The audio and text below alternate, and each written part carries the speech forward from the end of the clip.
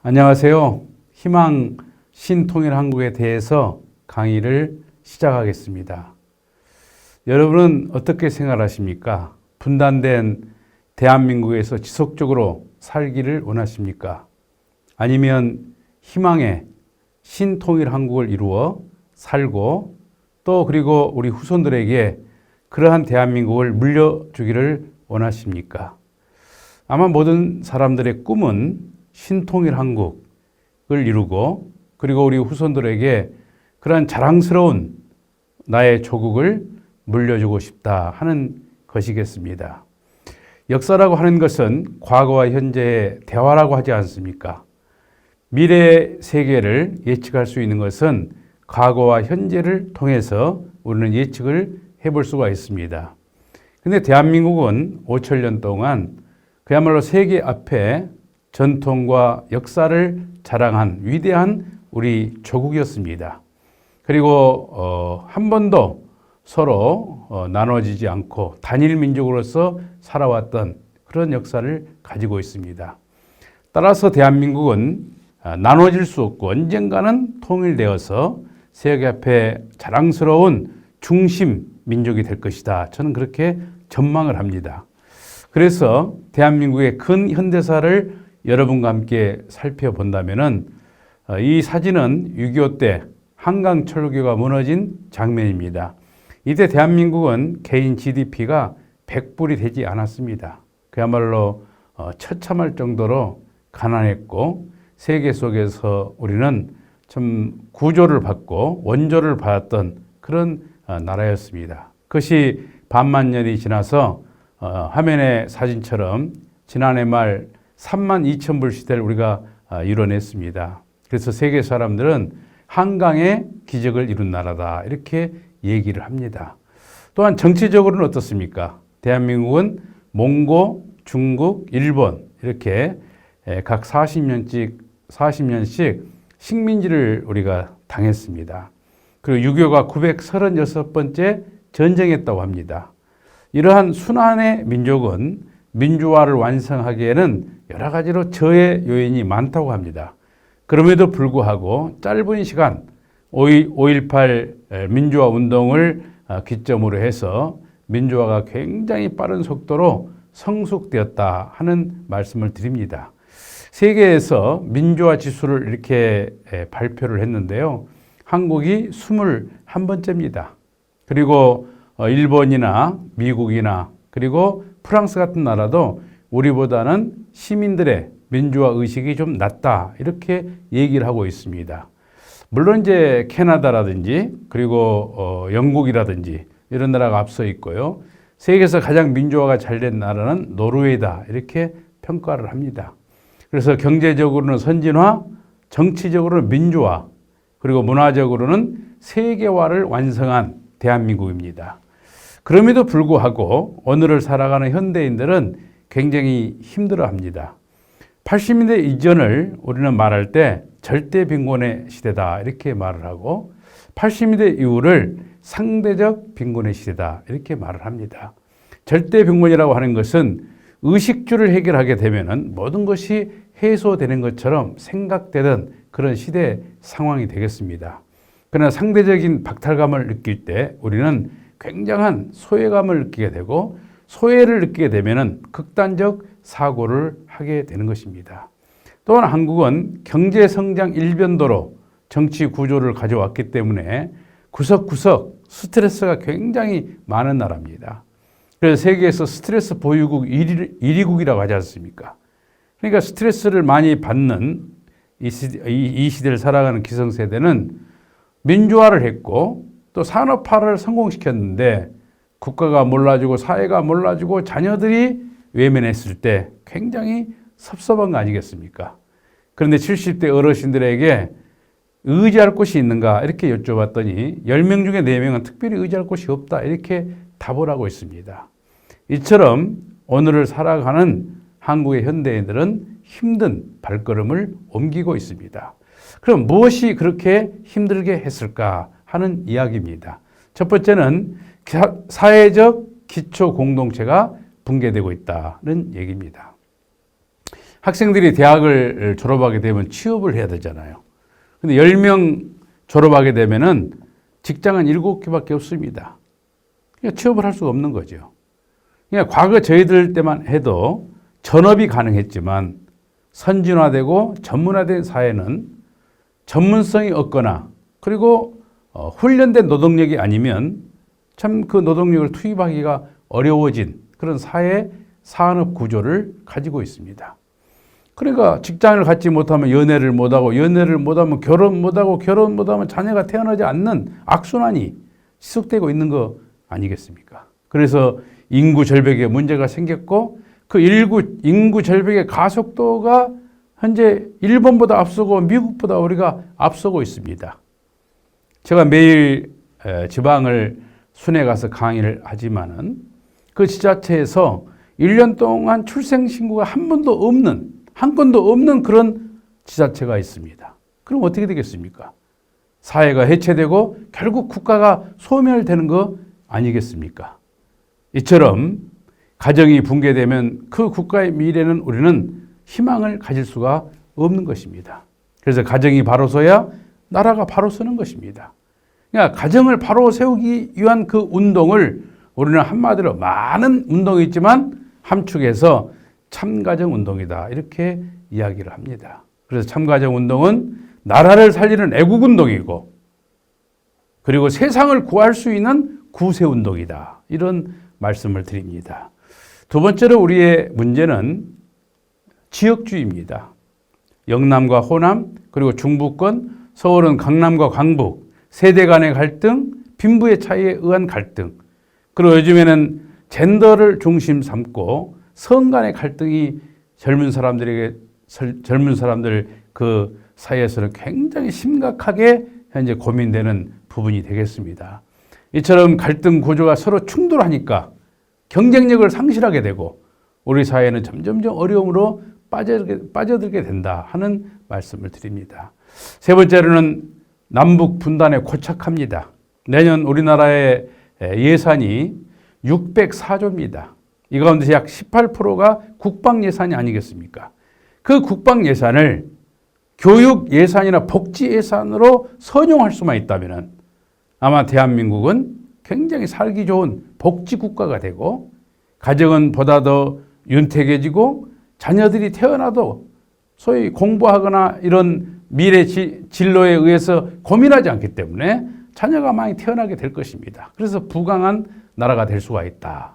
이 모든 문제를 해결할 수 있는 또 하나의 문제가 이처럼 신통일 한국이다 하는 말씀을 드립니다. 사랑하는 지도자 여러분, 그런 대한민국의 분단의 원인을 한번 규명을 해보겠습니다.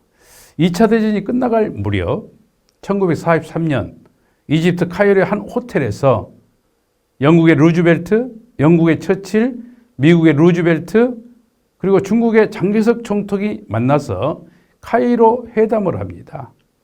그 회담이 하나의 근거가 돼가지고 2차 대전이 끝나고 나서 한반도는 38도선을 중심 삼고 분단되게 됩니다.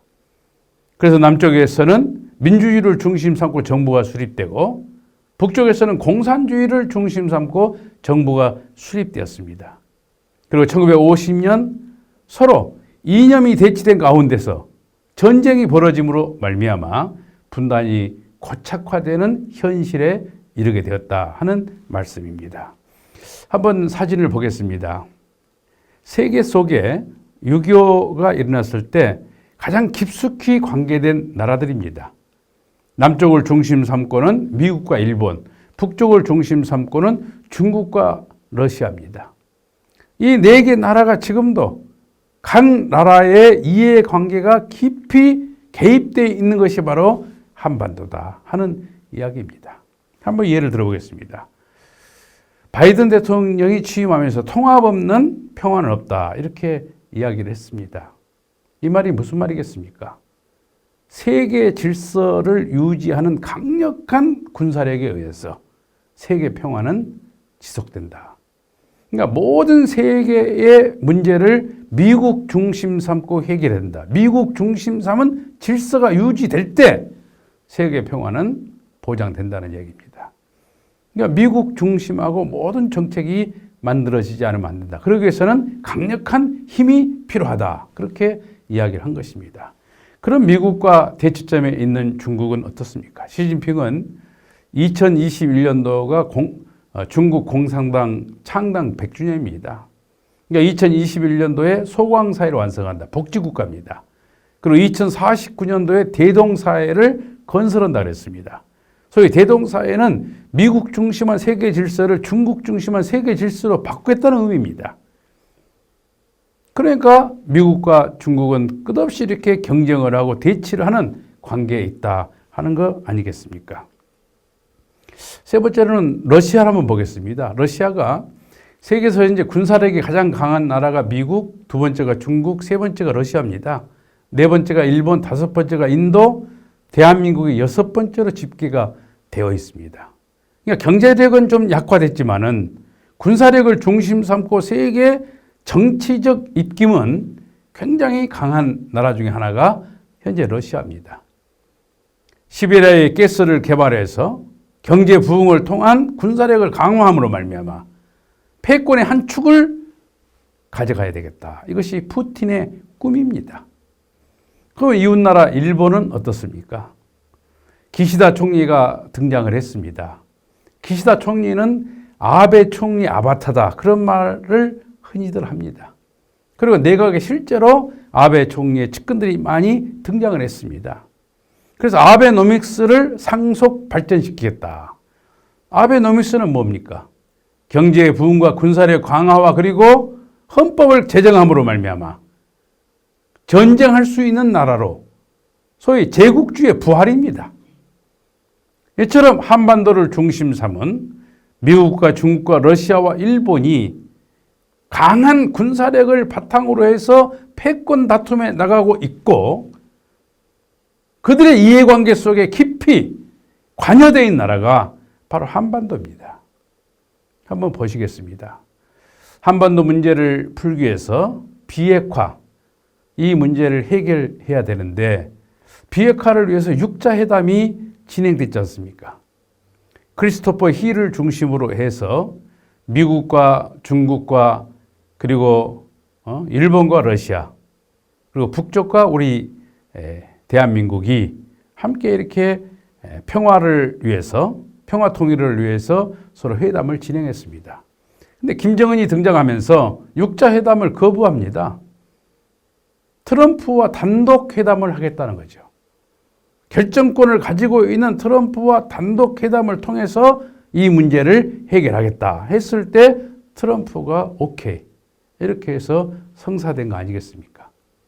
그러니까 미국에도 온건파가 있고 강경파가 있습니다. 그러니까 폼페이오 장관을 중심 삼고 북한 핵 문제를 어느 정도는 해소시킬 수 있는 가능성을 가지고 있었습니다. 그것이 뭐냐? 연변 핵을 파괴하고 더 이상 핵을 동결시키고 미사일을 발사하지 않겠다. 그 약속이 지켜지면 제재를 풀어주겠다는 것입니다. 그것이 전제된 것이 뭐냐? 베트남의 하노이 회담입니다. 그러나 하노이 회담이 어떻게 됐습니까? 볼턴이 등장함으로 말미암아 불능 상태, 핵을 전체 폐기하고 불능 상태가 된 것을 국제 NPT를 통해서 확인될 때만이 제재를 풀어주겠다. 그때 김정은은 3분이 되지 않아 자리를 박차고 일어났고 트럼프를 사기꾼이라 하고 문재인 정부를 무능하다고 비판합니다. 그리고 여러분 잘 아시는 것처럼 남북연락사무소가 전 세계가 보는 앞에서 폭파됩니다. 우리는 경악을 합니다.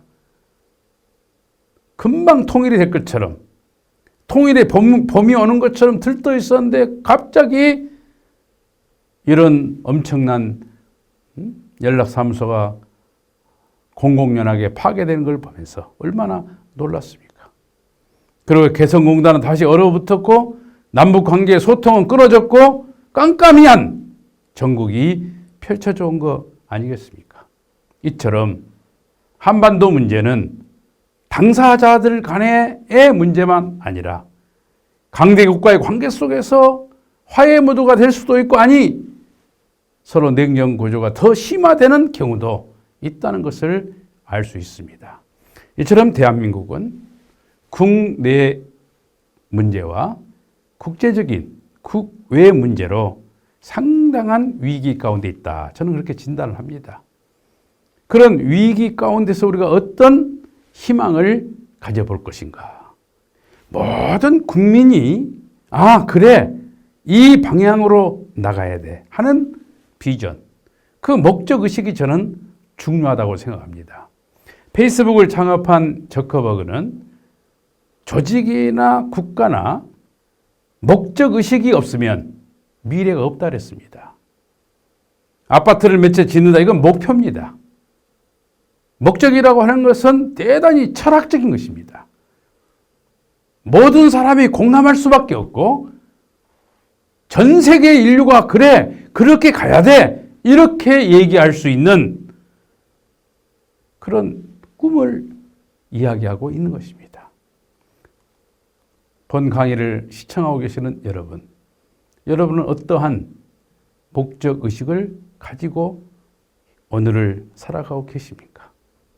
인류의 참 스승으로서 존경을 받고 세계 모든 지도자들이 그분의 가르침을 받고 싶었던 여러분이 사랑하고 존경하는 문선명 한학자 총재님께서는 우리 인류가 가져야 될 마땅한 희망이 뭐냐? 바로 세계 평화 실현이다. 평화 세계 실현이다. 이렇게 말씀을 하십니다. 종교를 세운 목적이 뭐냐? 평화 세계를 이루기 위해서. 많은 기구와 기관이 필요했는데 그 모든 것이 존재하는 의미는 뭐냐면 평화 세계 실현이라는 것입니다. 우리가 병원에 가서 환자를 툭 건드려서 반응이 없으면 의식이 없다 그럽니다. 생물학적 의식입니다. 그러나 심리학에서는 의식을 3단계로 흔히 얘기합니다. 1단계를 사랑의 세계, 2단계를 행복의 세계, 3단계를 평화의 세계라고 말합니다. 그러니까 사랑이 씨라면 평화는 열매입니다. 사랑이 원인이라면 평화는 결과입니다. 사랑이 출발이라면 평화는 완성을 의미합니다. 그럼 평화의 세계는 어떤 세계일까요? 평화의 세계는 첫 번째로 조화의 세계입니다. 큰 돌만 있으면 성을 쌓을 수가 없습니다. 큰 돌과 적은 돌이 조화를 이룰 때 성을 쌓을 수 있고 목적을 이룰 수 있는 거 아니겠습니까? 그 성을 쌓아놓고 보면은 큰 돌과 적은 돌의 가치는 같은 겁니다. 크냐 적으냐 잘났냐 못났냐 이게 아닙니다. 우리 모든 인간은 존엄한 존재로서 서로를 인정하고 서로가 얼마만큼 귀한 존재인가를 인식하고 받아들일 때 평화의 세계는 가능합니다. 사람의 얼굴도 어떻습니까? 눈과 코와 입이 조화가 잘 돼 있는 사람을 잘생겼다 그럽니다. 조화로운 사람. 조화롭다는 말은 아름답다는 말이에요. 조화롭다는 말은 선하다는 말입니다. 조화롭다는 말은 보기가 참 좋다는 말입니다. 두 번째로 평화의 세계는 질서의 세계다. 그렇게 말씀을 하십니다. 그러면 무슨 질서가 필요하겠습니까? 가정을 예로 든다면 부모 자식 상하 질서입니다. 남편 아내 좌우 질서, 형 동생 전후 질서, 상하 좌우 전후 이런 육방향성의 질서가 유지됐을 때 그 가정은 건강한 가정이 됩니다. 그리고 구성원은 대단히 만족도가 높아집니다. 이런 가정이 확대돼서 사회가 되고 국가가 되고 세계가 되는 그 질서의 세계를 뭐라 그러냐? 평화의 세계다. 질서가 무너지는 문화를 난장문화라 합니다. 우리가 난장판이라 이런 말을 하지 않습니까? 난장문화. 그리고 이러한 질서가 유지된 그런 사회를 우리가 뭐라 그러냐면 고상한 문화가 이루어졌다. 고상한 문화다. 이렇게 말씀을 드릴 수가 있겠습니다. 세 번째로 평화의 세계는 밸런스가 유지된 사회다. 그렇게 말씀을 드립니다. 밸런스. 우리가 호숫가에 가서 지평을 보면서 어떻습니까? 야, 참 잔잔한 호수가 평화스럽다. 그렇게 말하지 않습니까? 운동장이 기울어진 것이 아니고 수평을 이룰 때 우리 사회가 그럴 수 있는 그런 여러 가지 구성 요인이 갖춰졌을 때 뭐냐? 평화 세계는 완성되는 것입니다. 그러한 세계를 위해서 모든 사람이 헌신하고 그런 세계를 위해서 우리 모두가 함께 노력하자는 거 아니겠습니까?